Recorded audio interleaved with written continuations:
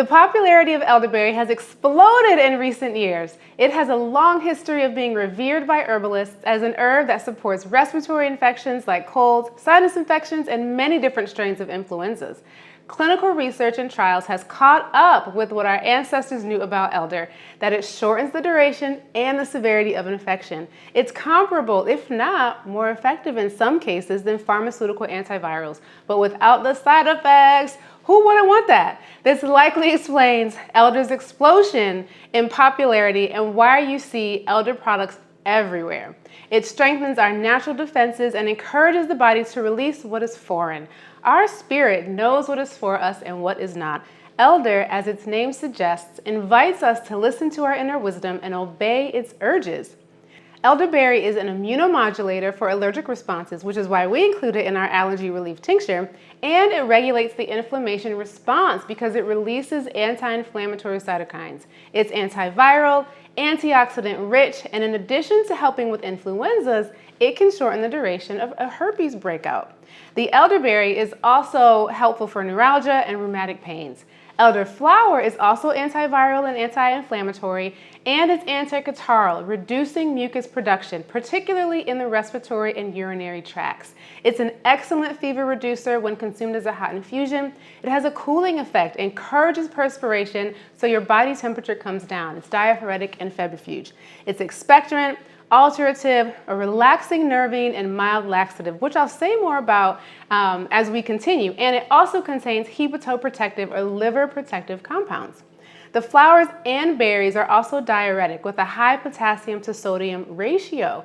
When you take drug diuretics, typically your potassium levels decrease, which is why your doctor may suggest you take a potassium supplement. Too little potassium can lead to fatigue, constipation, heart palpitations, muscle weakness, and spasm. Many of our herbal diuretics contain potassium. So you're getting potassium you need, you're getting the potassium you need while the herbs encourage the kidneys to release more sodium, thus removing water from your body. Nature knows.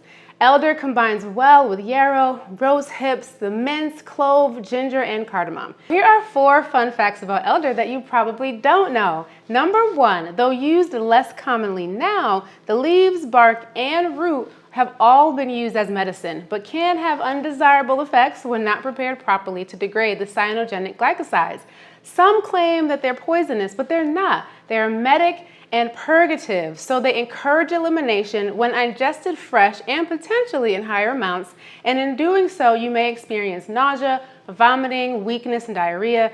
I know how that sounds, but that doesn't make them harmful, which is what labeling them as toxic or poisonous can imply. I think it's really valuable to know what herbal medicine you have available to you when you need to get whatever's in out. With that said, because you, listener, don't know how to prepare these parts properly, and I'm not teaching that in this video, don't ingest the leaves, the bark, or the root, because it's not as simple as saying, if you make it this way, it's fine. The preparation and the dosage is just more nuanced than that.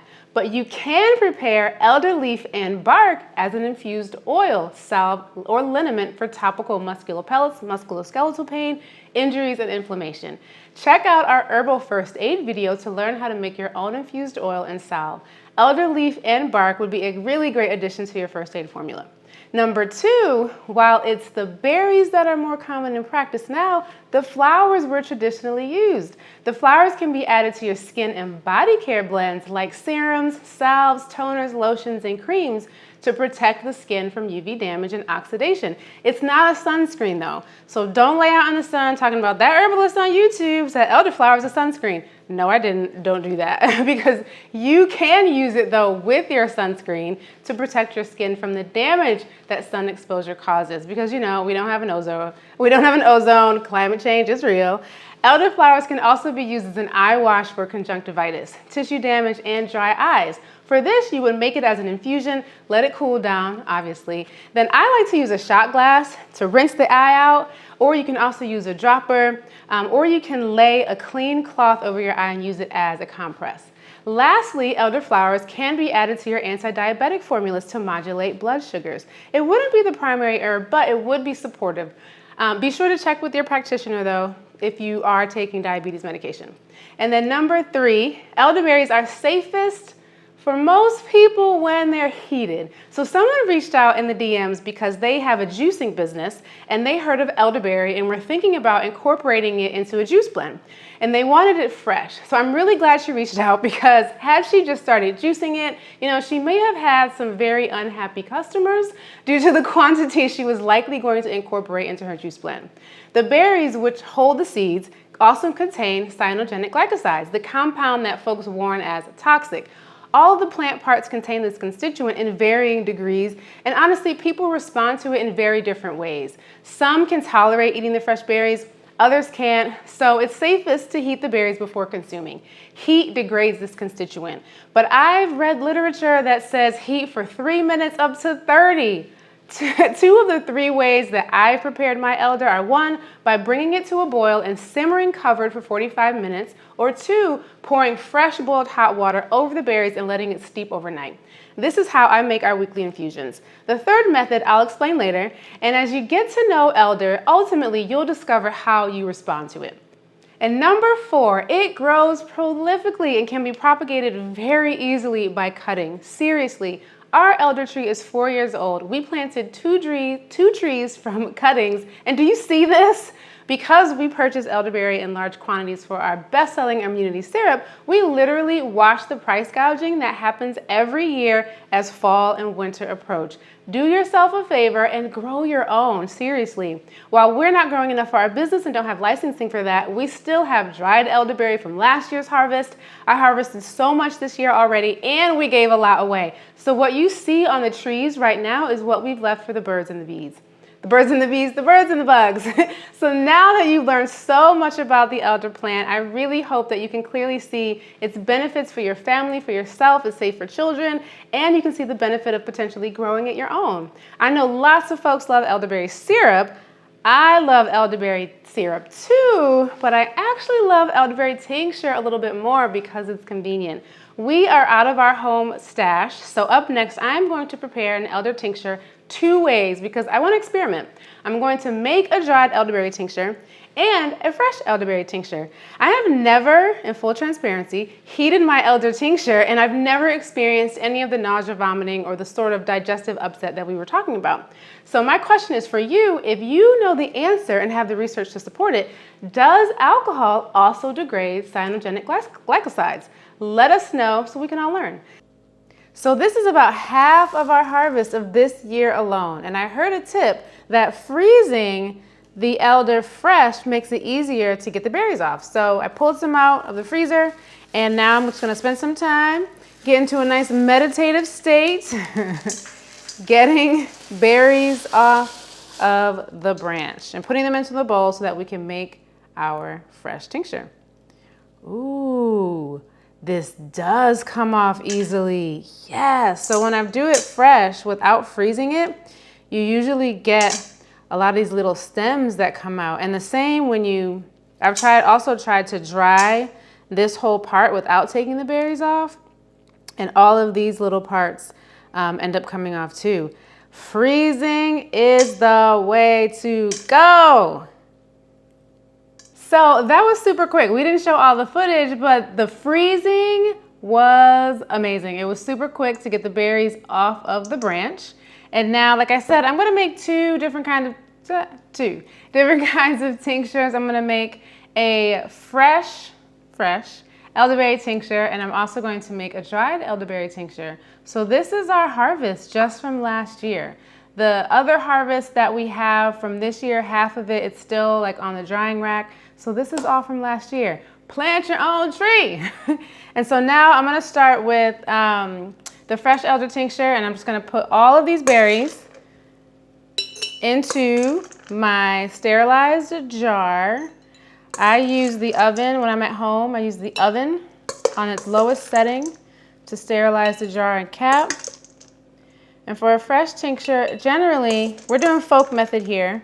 Generally, you fill it either halfway or all of the way with herb. Folk method is easy, but it's not as precise. And lots of people make their folk method tinctures with different methods. But overall, it's because the herb already has water content. you need more herb to alcohol. So I got all of these off of the branch. So I'm gonna put them all in the jar. And then top it off with vodka. You can use vodka, you can use rum, you can use brandy. If you use a higher proof alcohol like Everclear, you're gonna wanna lower the percentage. So mix it with water. For tinctures that we make for the business or for clients, we always use the weight to volume method because that's more precise. But at home, folk method all the way. Boop. So you see, it's nearly full. This is good enough for me. Here's my vodka. I hope we have enough.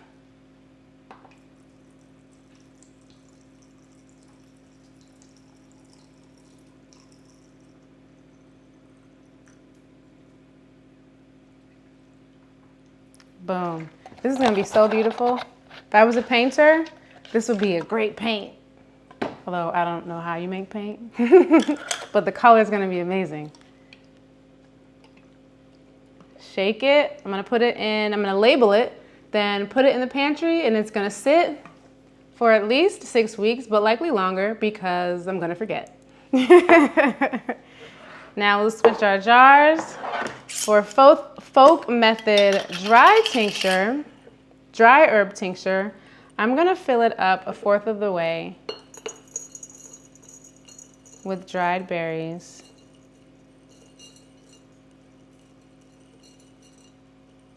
And I'm just gonna eyeball it.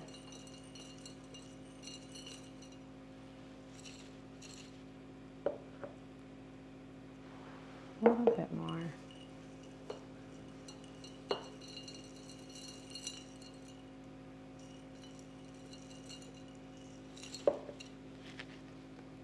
Looks good. That looks great.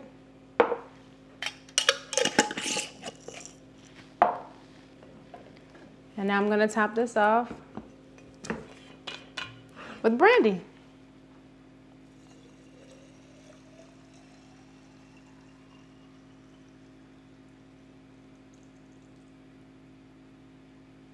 Boom. Do you see how little? I just want you all to take note of how little dried elderberry I used here. And again, think about how much you can save when you make your own medicine. So that's it. I'm gonna add labels. I won't do it right now because they're off screen, but I'm gonna add labels, put them in the pantry, shake them every day for the next 6 weeks, and strain whenever we're ready to use them. Thank you so much for tuning in. Be sure to like and subscribe.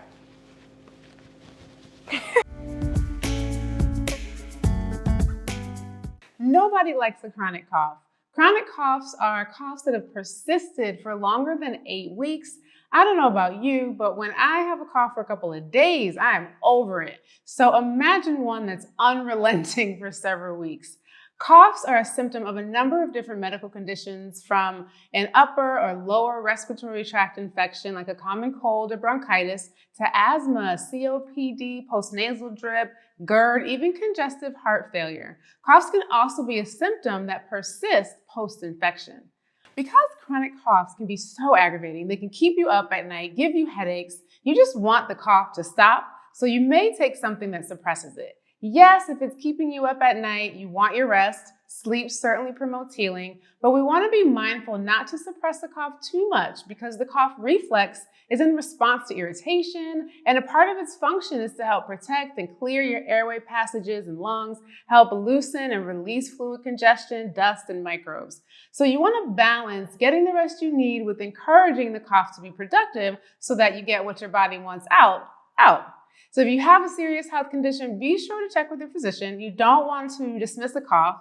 find out if it's connected to something more serious. Let's get started making our own kitchen cough syrup. There's so much herbal support for all types of coughs: wet, dry, productive, unproductive, wheezing. I really wanted to create a cough syrup that likely doesn't require you to go out and buy special ingredients though. So you likely already have these kitchen herbs in your home. And today we're using thyme, sage, cinnamon, clove, and cardamom. You'll also need water, honey, brandy, or your favorite liquor if you want to preserve it with alcohol. So my standard 16-ounce syrup recipe uses 2 ounces of herb simmered in about 4 cups of water, or however much water you need to completely cover the herb. Then I strain and let that reduce to 1 cup of liquid extraction. From there, I add half a cup of brandy or your choice of your favorite alcohol. Vodka, rum, whiskey work well too, so long as it's at least 40% alcohol. And then I add a half a cup of raw honey. It's also totally okay if you want to leave the alcohol out. Simply reduce to 1.5 cups, then add your honey. Be sure to keep it refrigerated though, and use it within a couple of weeks if it's no longer preserved. So let's get started. I have my ingredients pre-measured, so I have 1.5 ounces of fresh thyme. You can also use dried if that's what you have access to.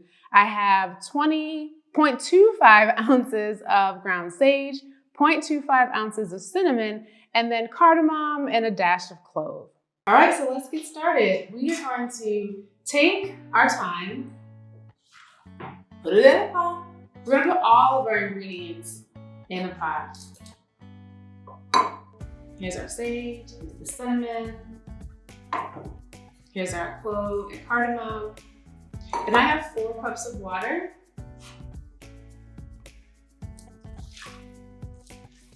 We're gonna pour over our herb.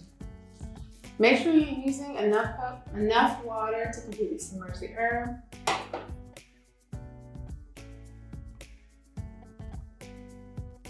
Cover. Turn your heat on and let this get to a boil. And then we're going to let it simmer for about 45 minutes. Then we'll strain it and then let it simmer some more so that it reduces to 1 cup. And then we'll add our honey and our brandy, and then our syrup will be complete.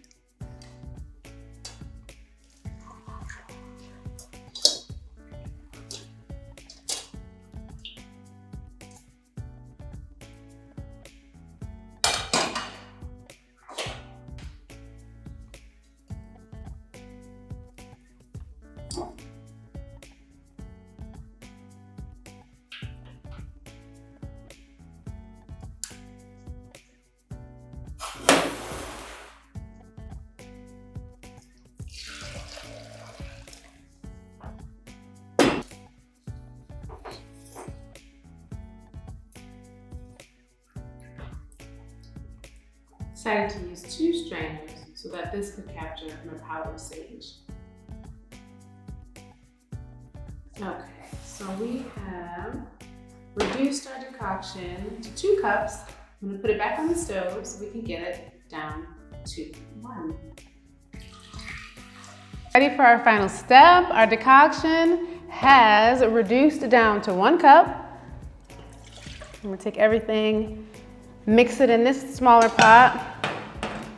I'm going to start with my brandy. I'm going to add half a cup of brandy.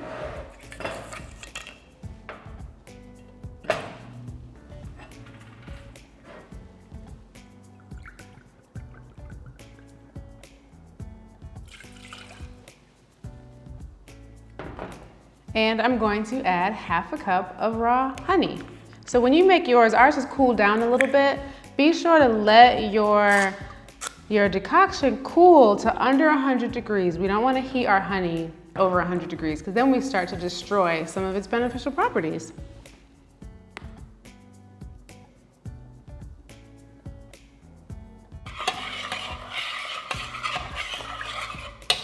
Now I'm ready to pour into my 16-ounce jar.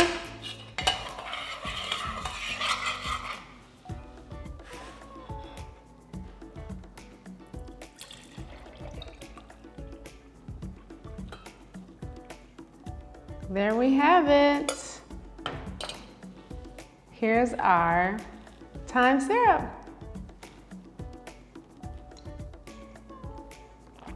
That's good. That's really good. Here's our fresh thyme. Thyme is particularly useful in sore throats and chest infections. It's antibacterial, antiviral, and antimicrobial. It can also be used like as a tea, a tincture, a gargle, or a chest rub.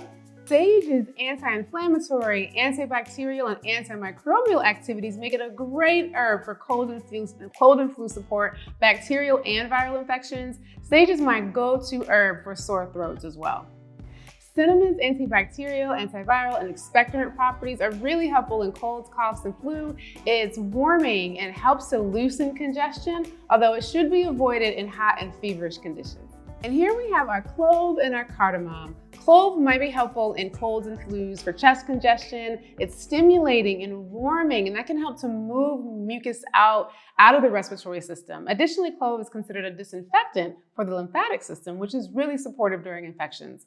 Cardamom is a warming and stimulating herb as well that can be useful in cases of colds, coughs, and bronchitis like we're talking about here. It does have an affinity with the respiratory system. Its antibacterial and antispasmodic actions definitely help to explain why this herb is useful in these types of conditions. But we're really not using a significant quantity of clove or cardamom. It's mostly for flavor, but this is a recipe that you can play around with. So if you decide to use more clove, more cardamom, now you'll know how they benefit the cough formula. Thanks so much for joining.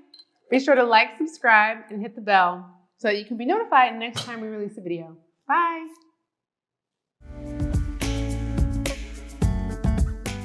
If herbal medicine teaches you one thing, it's this: to make your medicine when you don't need it so you have it when you do. When the bubble guts hit, when the night turns sleepless, when sniffles progress to body aches, the last thing you want to do is crawl to the kitchen to figure out your herbal blend. This is when folks turn to throw everything in a pot, cross your fingers, and hope for the best formulation strategy. It's impractical to make your best medicine, your most well thought out herbal blends when you're sick, so create it when you're well.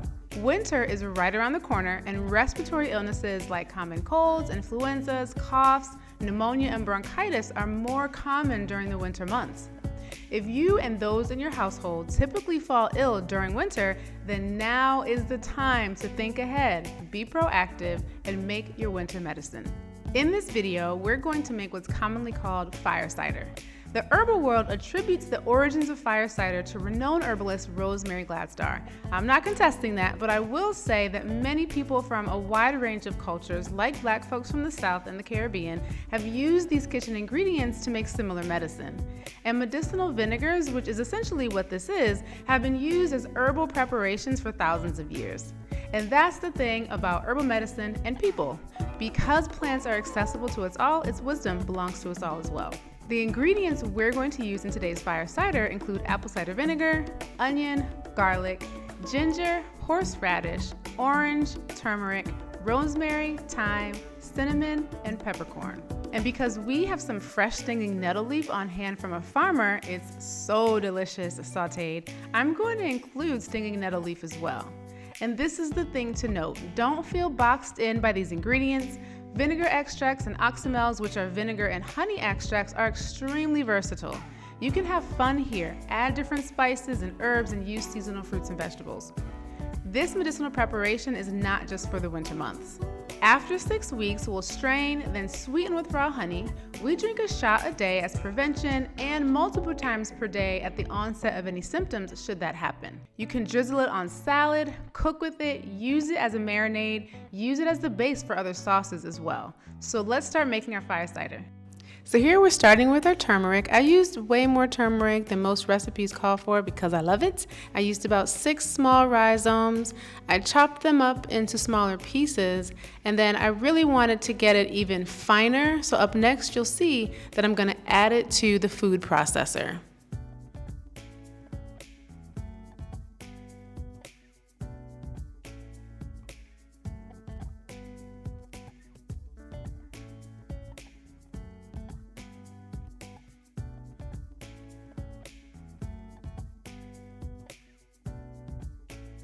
Now I have about 8 garlic cloves. You can use up to a whole bulb. I kept the skins on and I put them in the food processor as well.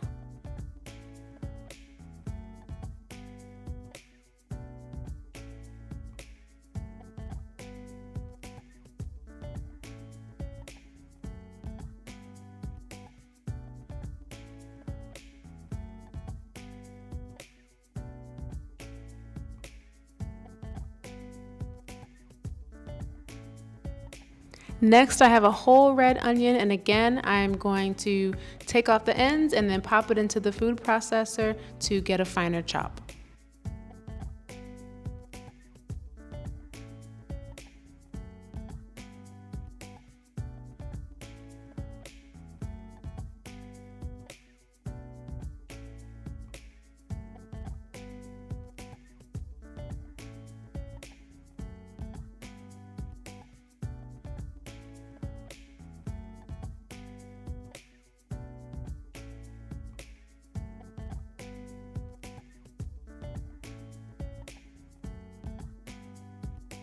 Now I've switched out my attachment and I am shredding a lot of ginger. I use so much ginger and I don't measure, and that's a part of the beauty of making fire cider, is that you have the flexibility to make this according to your own intuition, which ingredients you want to use and in the proportions that you desire to use them. So now you see our layers coming together inside of the jar. You see how much ginger I used. So much, it's gonna be so delicious. I'm putting on gloves because up next I am going to work with our fresh stinging nettle leaf, and just as the name implies, it stings.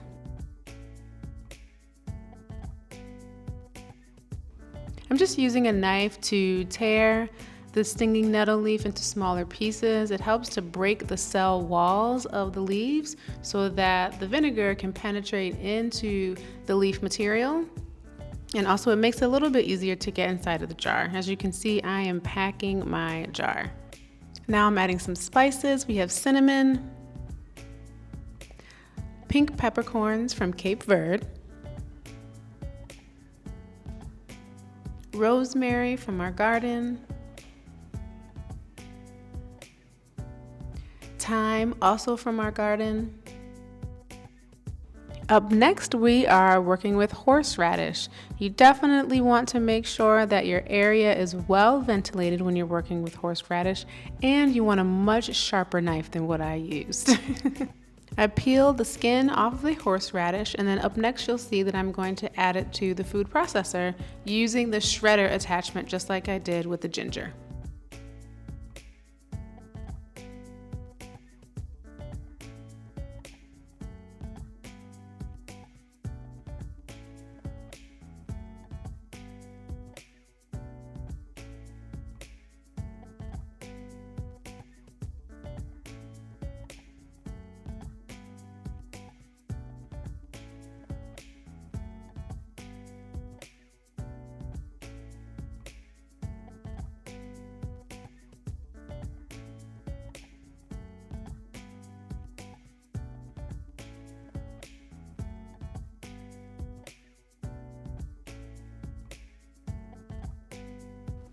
And our final ingredient, because I am almost at capacity in my jar, is a full orange.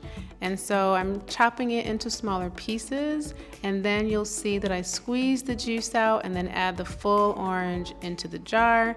And we have reached the top of the jar. There's nothing else that we can fit. If there was more space, I would also add a lemon. Like I said, feel free to get creative. And now we top everything off with apple cider vinegar, and you're going to let this sit for 6 weeks. Then you can strain, sweeten with honey, and you have your fire cider. You want to make sure you use a plastic cap, or if you have a metal cap for your jar, just line it with wax paper because vinegar erodes metal. So I just put it upside down a little bit. I'm trying to make sure, because it is jam-packed, that the vinegar is getting into every crevice inside of the jar. And if there's going to be some more space, I want to top it off. I really want it full with vinegar, topped off with vinegar. So I'm going to add a little bit more because I created some spaciousness in it.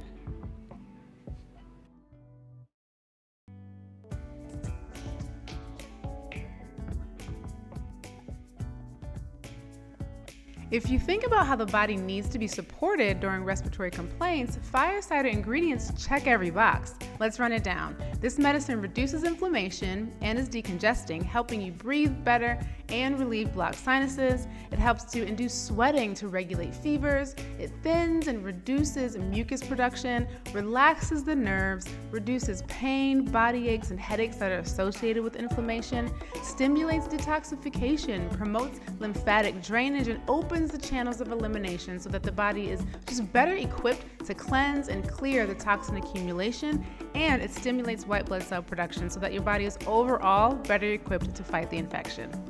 Be sure to check out our mini course on winter wellness, which goes into much greater detail on your immune system, healthy immune responses like fever and inflammation, and how to support and modulate them, and how you can support your immunity through diet, movement, rest, and even by establishing healthy boundaries and emotional regulation techniques. Immunity is not just about fighting off pathogens, and this course even walks you through how to develop your own winter herbal formulas. The link to this jam-packed $25 mini course is in the comments. Stay ready so you don't have to get ready. Thanks for tuning in. Be sure to like and subscribe and hit the bell so you're notified next week when we release a new video. We use horseradish in our allergy relief tincture, and it's time to tincture more, so in this video, I'm going to share the many benefits of this popular root vegetable and show you how to preserve it. You probably are familiar with horseradish's kick. It's often used as a substitute for wasabi because it's less expensive than wasabi. But wasabi and horseradish are not the same plant. They're in the same family, but they're not the same. The botanical name of horseradish is Amaracea rusticana, and it's in the Brassicaceae family, which includes turnips and broccoli, cabbage, and mustard. It's a cold, hardy, perennial plant that's been cultivated for more than 2,000 years and has been used as medicine and as a condiment. The fresh roots are most often used, but the leaf has been used too.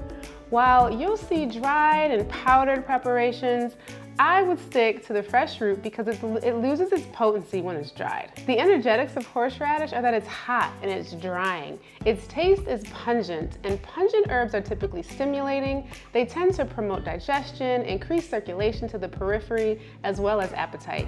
They thin and remove mucus, they induce sweating, and they have germicidal properties, meaning that they kill parasites, bacteria, viruses, and other microorganisms that cause infection and disease. Horseradish is a stimulant, strong diuretic, carminative, decongestant, expectorant, antiseptic, aperient, anti-inflammatory, spasmolytic, anticatarrhal, and rubefacient. Those are some of its properties.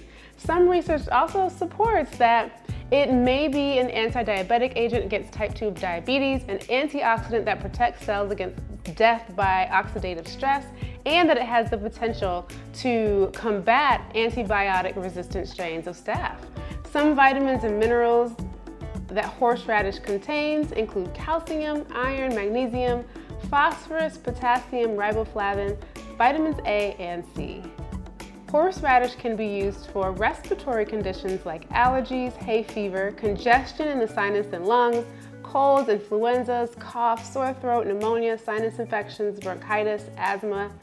And it's also supportive for cough-like digestive concerns, like constipation due to sluggishness and congestion. It's not for ulcers.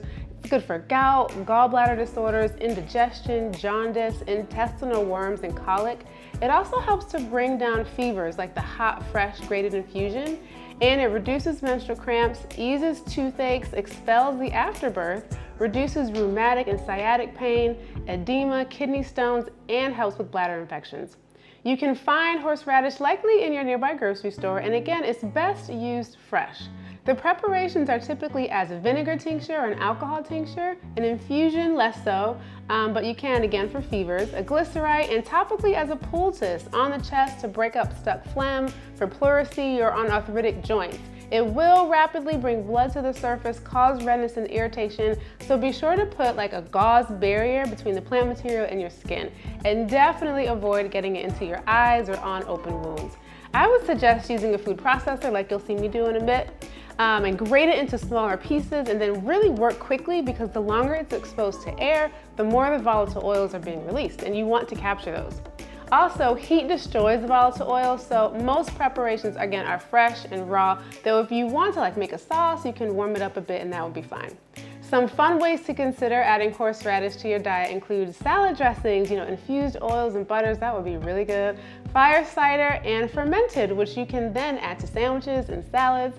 Some of the precautions include it's best in small amounts to not irritate the mucous membranes of the GI tract. Consuming large amounts can cause vomiting and diarrhea, and it can depress thyroid function. But you really have to using a lot in order for that to happen. And it's so hot that I don't even see how you can not stop before feeling uncomfortable. And again, topically, it will irritate the skin, might aggravate someone who's already pitta, like hot and fiery, and it tends toward redness, dryness, and heated conditions.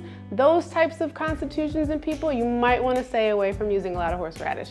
Not for kids under 4 years old because it'll upset their tummies, and it's not for use during pregnancy. It's too stimulating, and too much can be abortive fashion. So up next, I'm going to make a fresh vinegar tincture because this is the ingredient in our allergy relief tincture, and now you understand why. We use it as a catalyst and of course for all of those respiratory actions that it helps to alleviate. I'm also going to ferment some. So we're trying to eat 1/4 of a cup to 1/3 of a cup of fermented foods each day, and I want to add this to our salads. But again, not too much because remember, small amounts are best. All right, so we are ready. I have gloves on, I have goggles if I need it, and I have 2 big roots of horseradish, cutting board, food processor, a peeler, knife, and a spatula. And so the first step, I'll use the easier one. The first step is to grate the horseradish. This is easy, good. And again, you wanna work quickly because the volatile oils, as soon as you start to disturb it, the volatile oils are being released, and that's what you want to capture. Oh dear, my eyes. It's already starting, y'all. It's similar, when onions make your eyes burn. It doesn't have to be perfect. I'm gonna cut it into some smaller chunks so that I can then put it into the food processor and let the food processor do the rest of the work. My eyes are starting to burn. Here we go. But I think it's actually the smell. I'm gonna need to take a minute to put a wet cloth on my eyes. I guess another piece of equipment that you should have handy is a wet cloth so that you can dab your eyes. So much for working quickly. Doing my best here. All right, this might have been a bad idea. I'm gonna get my jars out of the oven. They've been on a low temperature setting to be sanitized. Do y'all see my face? I am sweating my upper lip, sinuses way open, eyes red. Here's the proof. For your sinus remedy. Okay. So most of it's grated. Now I'm gonna add it quickly to some jars. Quickly going to add the horseradish to my jars. I want it packed, loosely packed, not too tight. And this first one, our recipe calls for a vinegar tincture. So I'm just gonna top it off with apple cider vinegar.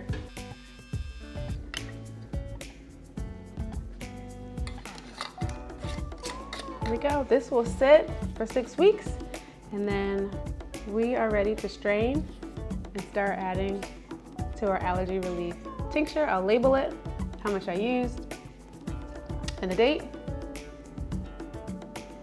and then it'll be ready for our tincture. I also want to pickle some, so I'm going to add the rest of this into a jar and then add a salt brine. So this is our little fermented jar. And this, I'm using a 2% salt brine to ferment it. I'm adding a leaf, like it's a cabbage leaf, to help weight it down to keep all of the horseradish in the solution so that no oxygen gets into it. And then this just has to sit for 7 days. And then we're ready to add it to salads and to sandwiches. All right, y'all, so we have our fresh horseradish root tincture and apple cider vinegar, and we have our fermenting fresh horseradish. This will be ready in 7 days. This will be ready in 6 weeks. Hope you enjoyed this video. Be sure to like and subscribe.